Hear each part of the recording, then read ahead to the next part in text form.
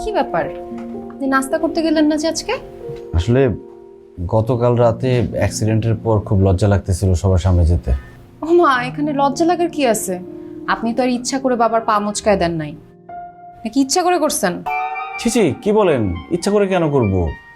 আপনার বাবা তো মুরব্বী, আমার বাবার মতো, ইচ্ছা করে ওনাকে কষ্ট দিব কেন? আরে আমি ফান করে বলছি, এত সিরিয়াসলি নিচ্ছেন কেন? দেখেন, আমি প্রত্যেক দিন কিন্তু আপনার জন্য খাবার নিয়ে আসতে পারবো না, সো খাবারটা খেয়ে নেন, শেষ করেন।